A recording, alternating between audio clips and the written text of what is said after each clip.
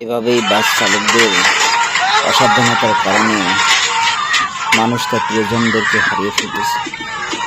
আল্লাহ সবাইকে হেফাজত করুন, সবার পরিবারকে ধৈর্য ধারণ করতে দরকার।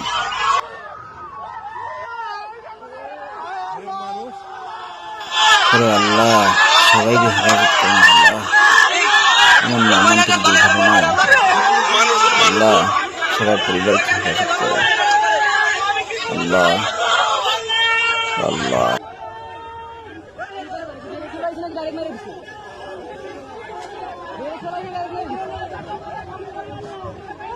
আরে